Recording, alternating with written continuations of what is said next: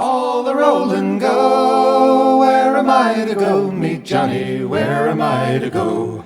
For I'm a young and a sailor lad, and where am I to go?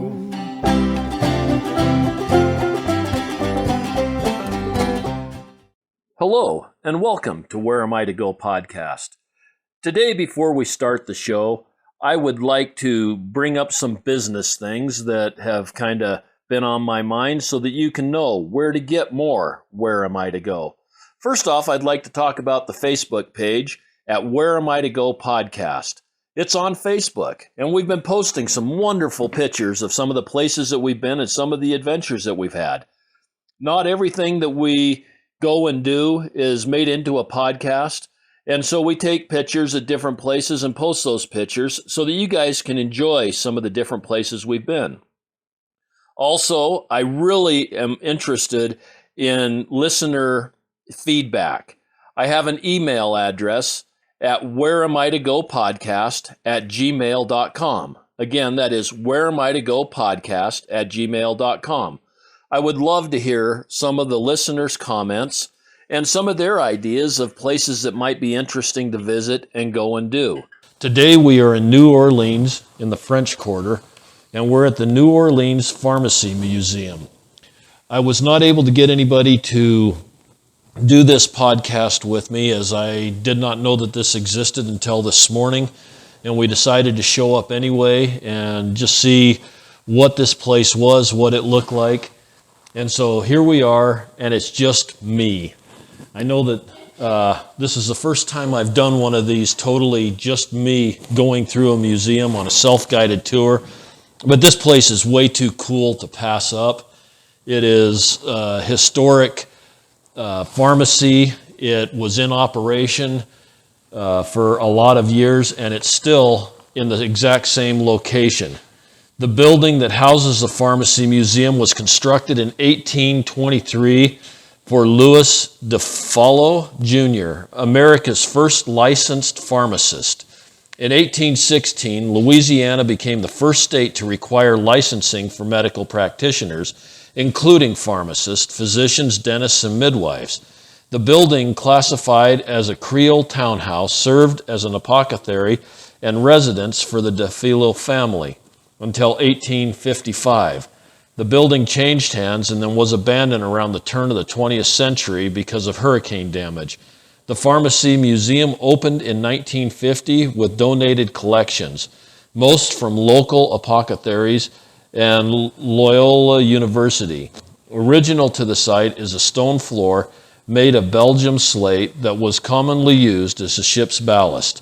On display in the DUFILHO family exhibit case are artifacts that were excavated in a privy dig conducted in the left rear corner of the courtyard in 1988. So that gives kind of a history of what this is. As you walk in, they've got an old soda fountain from around 1855 that's made of rose and black Italian marble. It is a beautiful piece. It's got a mirror on it. It's got several of the old containers with ginger mint julep and the old spouts coming out the top for mixing the sodas. And then they've got cases from the old pharmacy that hold all of the different medicines and concoctions, maybe even a little snake oil.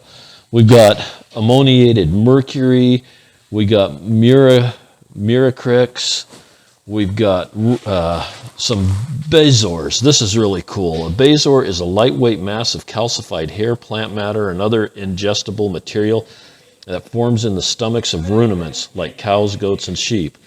For centuries, these stony concretions were believed to act as an antidote to all manner of poisons.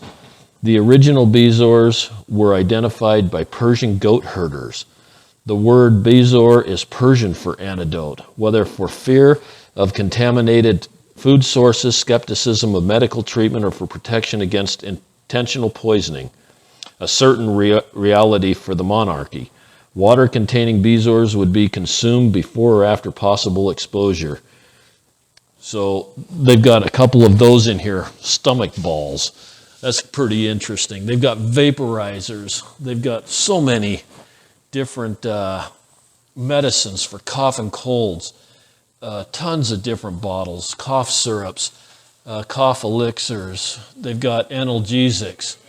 They've got pain balms, children's treatments. And they're all in the original containers with the original labeling. A lot of them are in original boxes. I don't even know where they could find all of this stuff. There's so much here.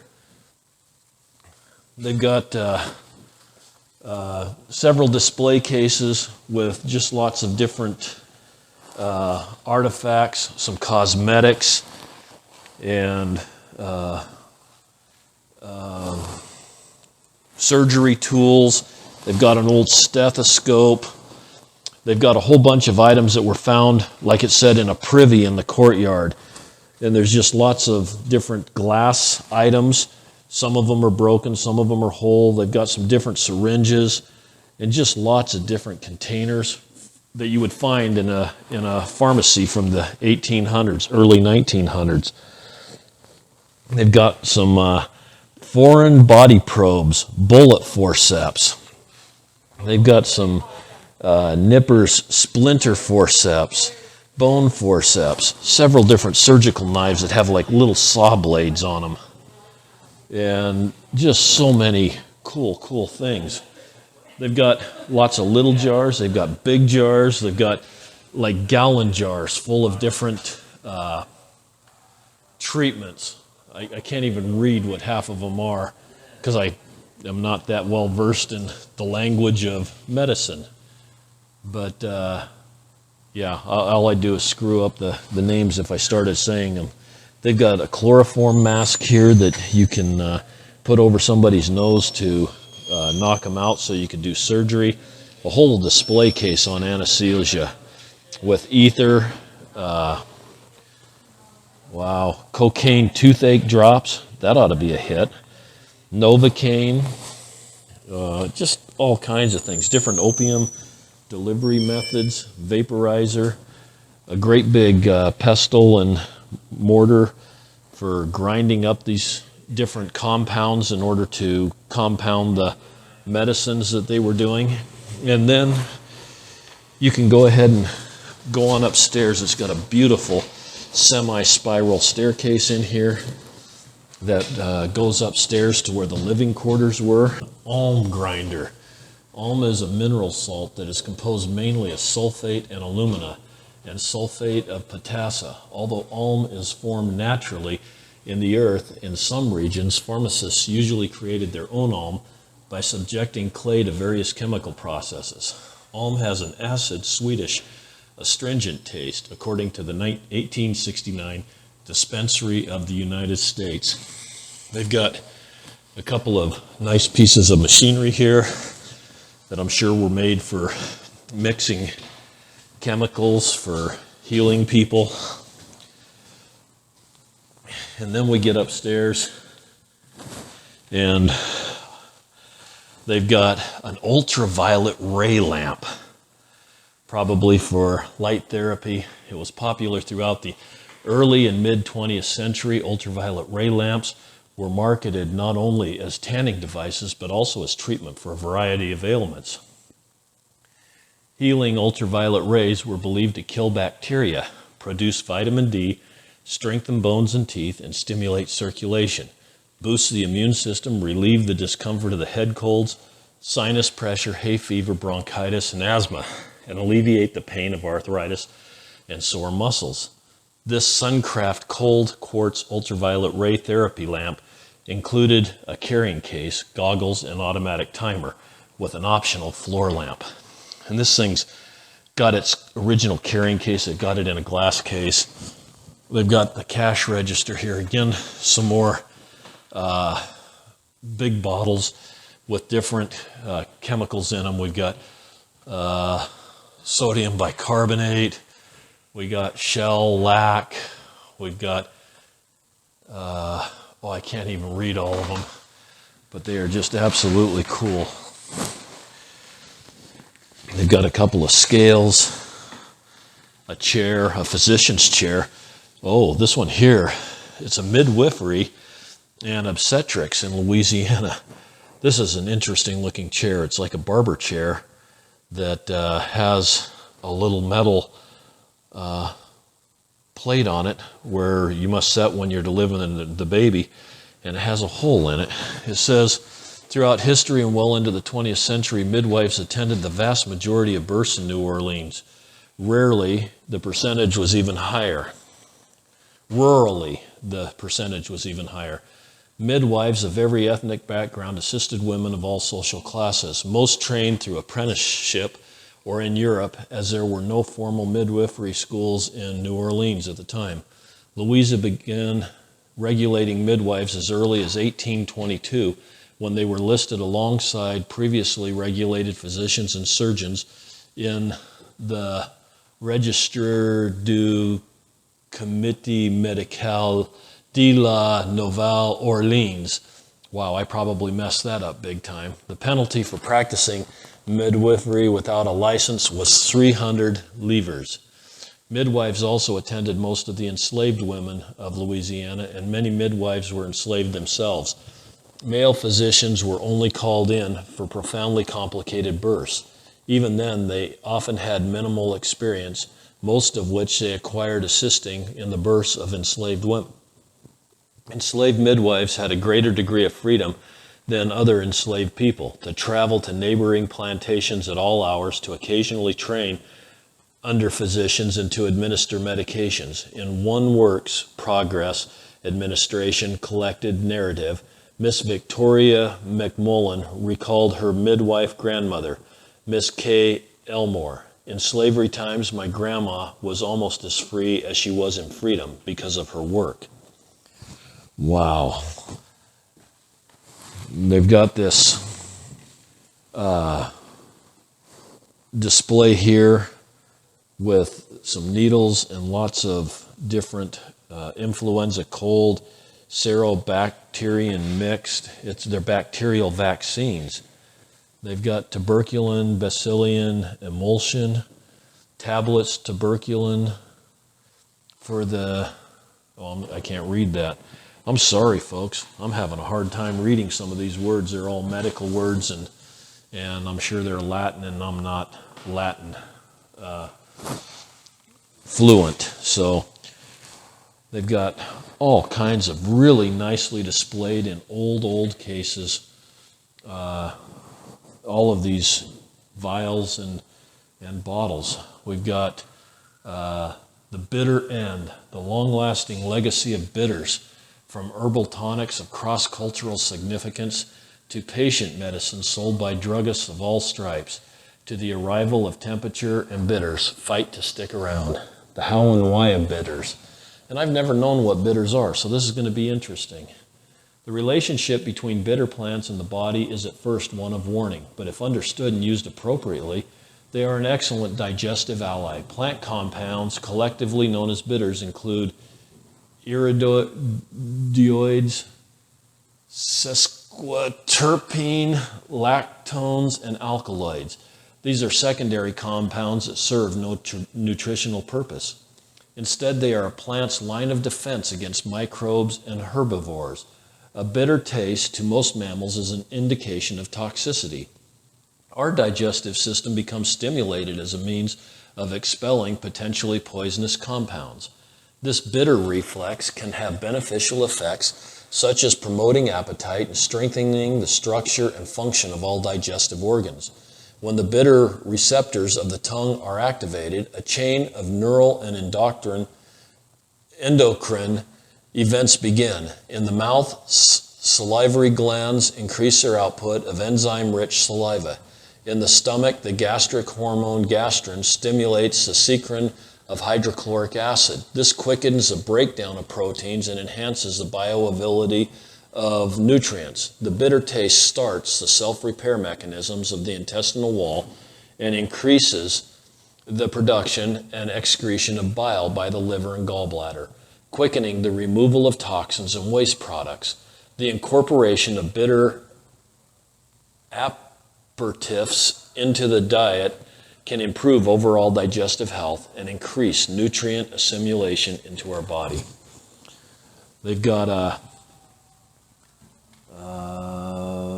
Metabulator. I don't know what a Metabulator is, but it's in a nice stand, kind of like an old record player or something, with a whole bunch of gauges and little bottles, and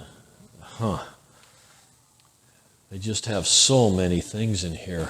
And these cases, these old cases, are floor to ceiling. Some of them have round glass on the front, mirrors on them. They're just beautiful, the workmanship in these glass cases. We come into this room, and they've got different things for your eye salve, Gata Optica. It's in a bottle, and it's an eye solution. They've got little eye cups for getting things out of your eye, and they've got eye shades. A common treatment for disease in the 19th century was to recommend the sufferer take the air. Fresh air, sunshine, and gentle breezes were considered essential ingredients for recovery from a variety of ailments, including tuberculosis, paralysis, infections, and bodily traumas. Taking the airs provided time for the body to heal on its own and served as a psychological boost for the patient. This at a time in which hospitals, sanatoriums, and residences were not exactly antiseptic havens, conducive to recovery. The eye shades were developed to shield the invalid's face and eyes from the rays of the sun. The protective case, like the one you see here, was opened to unfold an opaque cloth fan, often lavishly decorated with religious symbols, fleur de lis, fancy beast, vegetation, and other carvings. Eye shade cases were crafted from brass and gold and featured fans made of fine silk. And this is really an ornate piece of brass that's about 12 inches long, and it had a fan on top. They've got glass eyes. How weird is that? The glass eyes were first made in 1832 by German glass blower Ludwig Müller-Urey, and a whole bunch of little eye surgery tools. Oh, those things look vicious. I don't think I want anybody working on my eye. A wood optometer for measuring with sliding panel of vision test type, a pivoting eye cover, and elastic headband. And then they got a whole collection of old eyeglasses. These are the ones that you see in the really old antique stores, old books that have the round lenses. And there's a whole case of them. There's probably 40 of them in this case, along with the neck straps and different apparatuses for keeping them on your head. We've got another, this here's ear stuff. They've got ear speculas. They've got mirror reflectors with a headband for looking into your ear, like the doctors did back in the old days. They've got several dental things here with just atomizers and nasal irrigation, antiseptic washes, throat and nose sprays. Just so many cool things. Some old scales. Those scales there's several sets here, all in cases that display them very nice. They were probably kept in those cases just to keep them protected. This is just a really, really cool museum. I'm going to take some pictures and have them posted on my Facebook page. They said it was okay to take pictures. The Facebook page is Where Am I to Go Podcast. You can see lots of different pictures from different places we've been, different things that we've done. And we try to keep pictures there since the podcast is all audio. They've got a bunch of bedpans here, female glass urinals. Those are shaped a little bit different than a normal urinal. They've got a doctor's case. They've got a potty seat that's like a regular chair with a toilet seat on it. They've got just treatments for sexually transmitted infections, and it's called clap mixture. They've got just lots of different things. So many different things in here. I think you could look at the different instruments and the different bottles and that type of stuff for a very long time. But I've just about run out of words, and trying to keep this going. I'm going to go back through and take some pictures and look at this stuff some more. But if you're ever in New Orleans and you're in the French Quarter, you get an opportunity to see the Pharmacy Museum. I would strongly recommend it. It's a very nice museum, very nicely put together, and it's down here in the French Quarter. And New Orleans is just a fun town. So anyway, everybody remember that the world is full of wonder. Get out and explore, see these museums, see the things that are out here to see. A good place to go is go to Atlas Obscura on the website. It'll bring you up all kinds of super cool and interesting places and things that probably most of your friends will never see. And that's how I found this place. There's also a voodoo museum here. I don't know that we're going to be able to make it to that one, but get to New Orleans. And everybody have an absolutely wonder-filled day. Haul the roll and go, where am I to go? Meet Johnny, where am I to go? For I'm a young and a sailor lad, and where am I to go?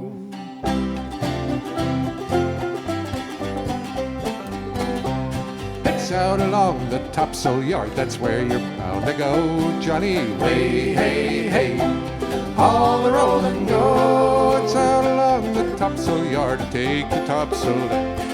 For I'm a young and a sailor lad, and where am I to go? Oh, where am I to go? Meet Johnny, where am I to go? Johnny, way, hey, hey, haul the roll and go. Where am I to go? Meet Johnny, where am I to go? For I'm a young and a sailor lad, and where am I to go?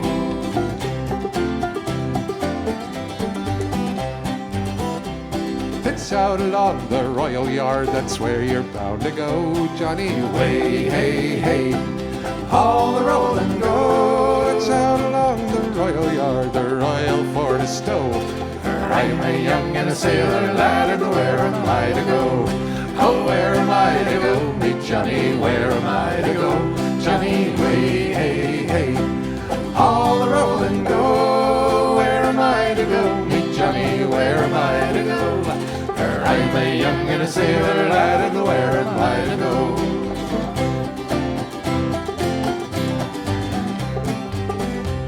You're bound away around Cape Horn, that's where you're bound to go, Johnny, way, hey, hey, haul the roll and go. You're bound away around Cape Horn amongst the ice and snow.